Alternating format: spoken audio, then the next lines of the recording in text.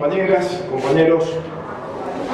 Es un gusto para mí poder participar en este encuentro, hacerlo con Alicia, con quienes somos coequippers en los temas vinculados con la política exterior y particularmente vinculados con Malvinas, Atlántico Sur. Y también agradecer la invitación del peronismo militante, agradecerle al gallego Fernández, agradecerle a Manuel también que me contactó para invitarme a este encuentro.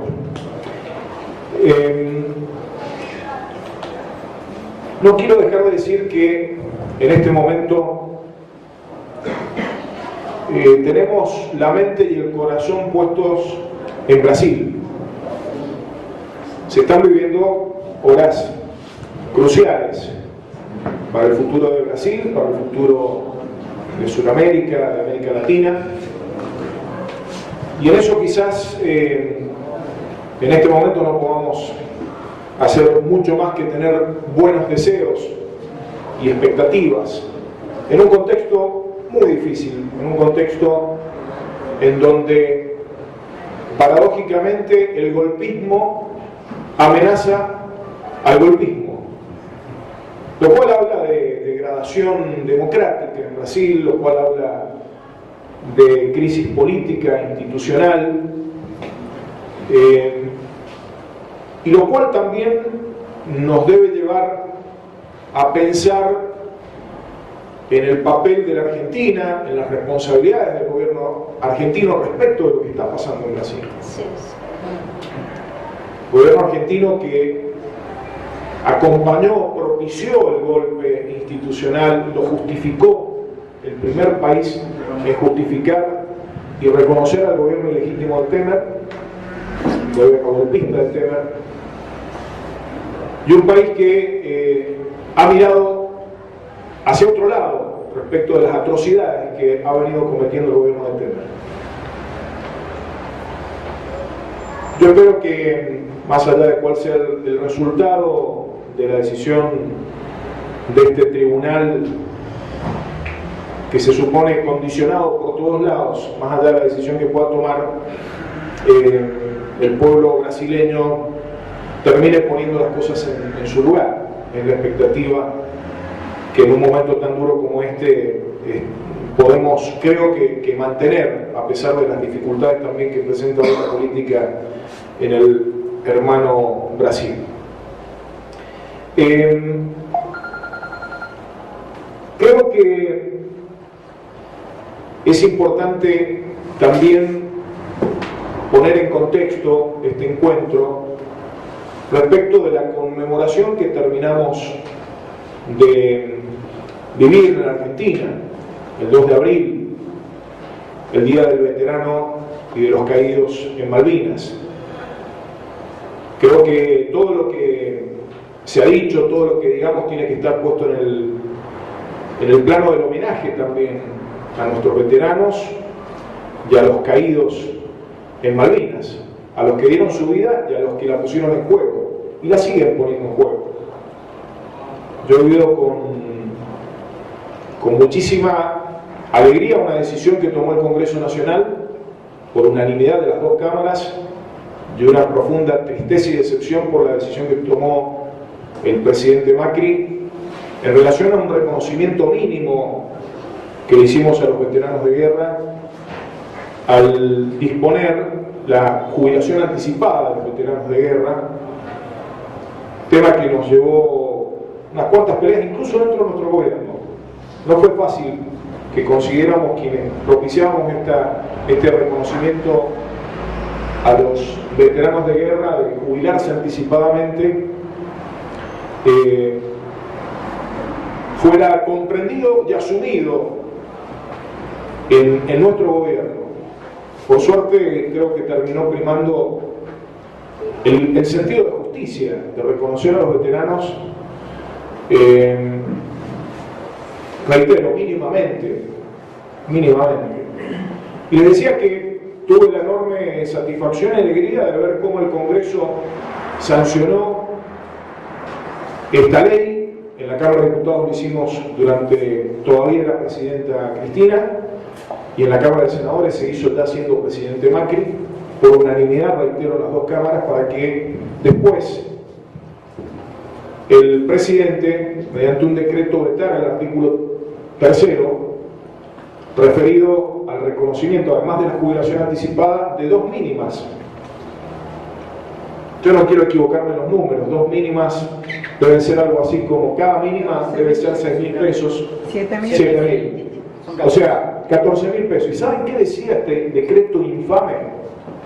Que no se encontraban justificadas las instancias para establecer un régimen de excepción.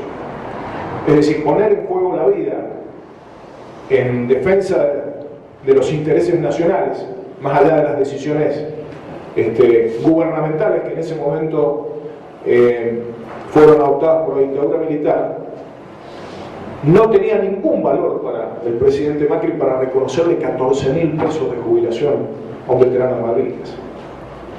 Realmente un hecho doloroso desde todo punto de vista, cachetazo a los veteranos y al Congreso Nacional.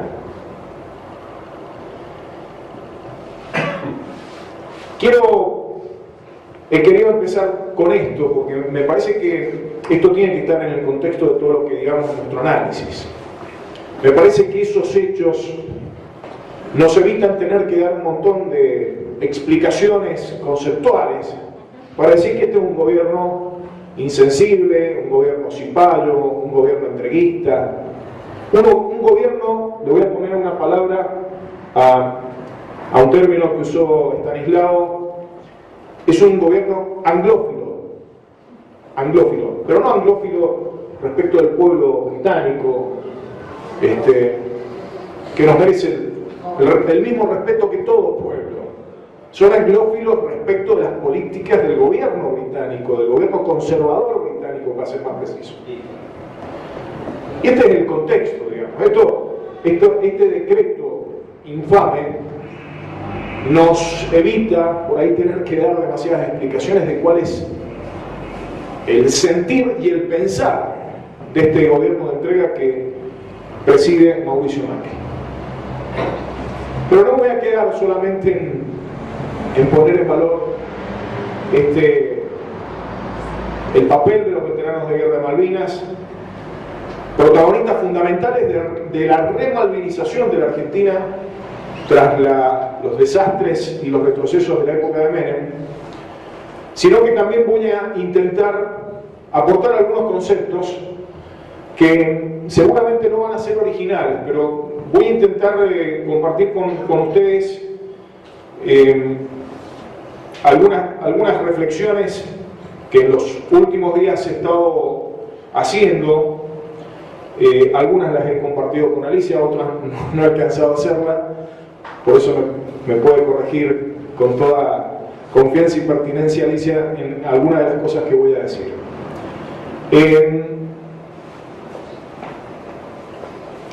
Hicimos la semana pasada un foro en el Congreso Nacional, algunos de ustedes estuvieron presentes, que llamamos Soberanía en Riesgo. Y la verdad es que creo que nos quedamos cortos con el término. Es representativo, que la soberanía esté en riesgo no es poca cosa. Pero nos ha pasado algo similar a lo que nos pasó en la evaluación de la política exterior de Macri. Yo lo he contado en un par de ocasiones, Alicia lo ha escuchado en alguna ocasión. En noviembre del 2015, pasada la primera vuelta electoral, yo escribí un artículo en donde, en nuestra salvaje campaña del miedo, intentaba advertir sobre los riesgos que implicaba una política exterior macrista en el gobierno argentino. Lo volví a leer el artículo un año después, incluso se lo comenté a Alicia, porque pude tomar dimensión un año después de lo corto que me había quedado en las consideraciones de lo catastrófico que podía llegar a ser el gobierno de Macri en materia de política exterior. Yo creo que si uno intenta construir teorías conspirativas en el tiempo en que vivimos en la Argentina, resulta algo así como una tarea imposible, porque la verdad que la realidad supera absolutamente cualquier ficción o cualquier proyección novelística que podamos hacer de la política que se lleva adelante. Y la verdad que, por ejemplo, en ese artículo yo advertía, está publicado en Nodal si quieren divertirse un poco y leerlo y comparar lo que decíamos que podía ocurrir y lo que ha ocurrido, y verificar lo corto que nos quedamos en el análisis. En ese artículo, cuando hablábamos de Malvinas, advertíamos sobre los riesgos de un giro en la política, pero nunca podíamos imaginar que íbamos a tener un pacto del martes 13 como el que tuvimos, como el que tenemos. Nunca pudimos imaginar nosotros que íbamos a tener una canciller que iba a mezclar, impulsada por el propio presidente, su candidatura a la Secretaría General de Naciones Unidas con el modo de establecer el vínculo, ni más ni menos que con el Reino Unido. Enseguida voy a hacer una referencia a uno de los instrumentos que denotan la enorme influencia que tuvo la negociación con el Reino Unido, el aceleramiento de la negociación con el Reino Unido, esta candidatura de Malcorra a la Secretaría General de Naciones Unidas. No podíamos imaginarnos nosotros que íbamos a tener otra situación infame, intentar utilizar la identificación de los caídos en Malvinas sepultados en el cementerio de Darwin como elemento transaccional en la relación con los británicos.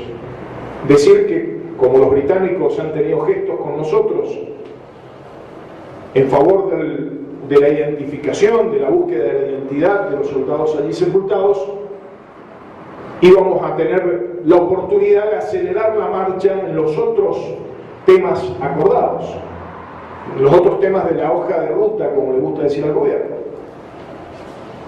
Impensable que pudiera mezclarse el cumplimiento de obligaciones provenientes del derecho internacional humanitario con cuestiones vinculadas con hidrocarburos, con vuelos, con pesca, con cooperación militar o con cooperación científica. Impensable. En definitiva, y ahora sí quiero hablar de la soberanía en riesgo un poquito, en definitiva, nos encontramos con un giro en la política exterior, en donde, como en eso creo que fue afortunada la expresión que utilicé en esa nota del 2015, la política exterior aparece como un caballo de Troya del neoliberalismo, decía en ese momento, y en este momento puedo sumarle y escribir completamente al concepto que introduce Alicia, es decir, el caballo de Troya del neocolonialismo. Eso es la política exterior argentina en tiempos de Macri. ¿Y por qué digo el caballo de Troya? Porque la política exterior de Macri ha sido uno de los instrumentos fundamentales para reformatear la política interna de la Argentina y para tener una política interna menos soberana. El concepto de soberanía es un concepto, creo que se dice polisémico, si no me equivoco, ¿no? Podemos dar distintas definiciones de lo que es soberanía. Para nosotros que somos peronistas, no podemos dejar de hablar de la soberanía desde el concepto de la soberanía popular. El supremo poder, que es la soberanía, reside en el pueblo y se manifiesta en el Estado como un atributo.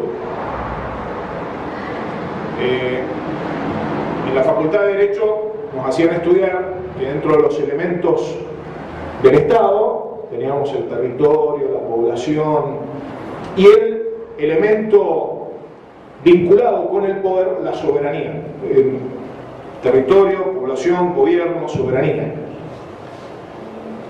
Bueno, este gobierno está rompiendo un criterio básico del sistema democrático, es que en democracia se puede tener distintas perspectivas sobre cómo abordar desde el gobierno las cuestiones vinculadas a la soberanía. No todos tenemos que tener la misma forma de abordar necesariamente las cuestiones vinculadas con la soberanía. Se permite en la democracia, por supuesto, un debate respecto de los matices de las concepciones que puede tener el radicalismo, el peronismo, el macrismo, la izquierda, etcétera. Digamos, en ese sentido no hay problema. Lo que no admite el sistema constitucional argentino es que se atente contra la soberanía. Y creo que ahí es donde está la marca diferencial en este momento de lo que expresa el macrismo. El macrismo no está haciendo una defensa de la soberanía por vías distintas a las que utilizó o utilizaría el peronismo. Lo que está haciendo el macrismo es atentar contra la soberanía, poniendo en riesgo distintos aspectos que tienen que ver con ese atributo fundamental del Estado que surge del pueblo, que es el poder supremo respecto de las cuestiones propias de la Argentina. Y en eso quiero poner algunos ejemplos, porque es Malvinas y es mucho más que Malvinas. Es Malvinas en tanto y en cuanto el gobierno argentino, cuesta decirlo además, el gobierno argentino, un gobierno que no representa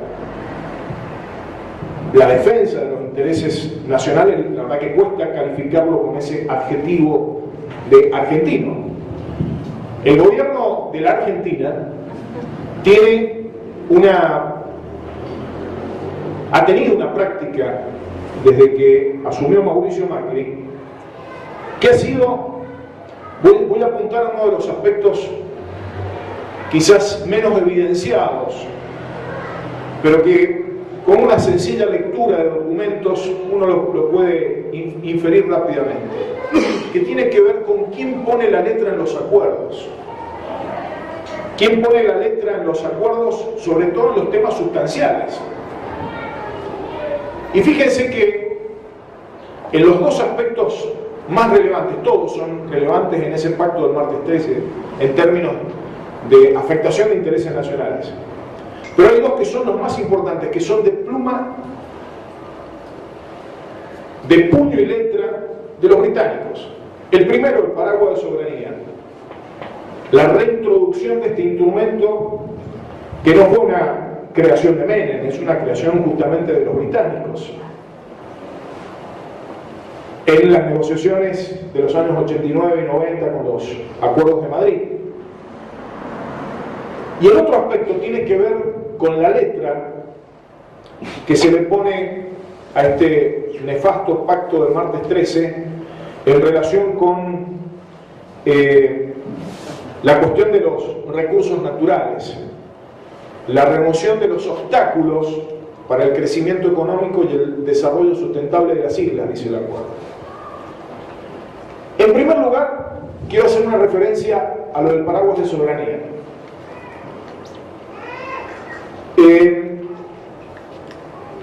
Primero les dije, es un instrumento que ya habían utilizado los británicos en otras circunstancias históricas y que consiguen que el gobierno argentino lo utilice en la época de Menem. Allí también costaba decir argentino, cuesta calificarlo como argentino.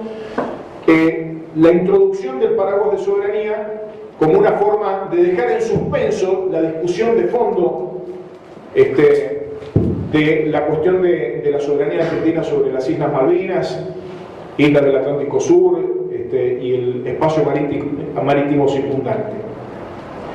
Ahora, un aspecto que creo que nosotros no hemos puesto suficientemente en evidencia es que lo del gobierno de Macri tiene una especial gravedad no solamente con la generalidad que le da al uso del paraguas de soberanía.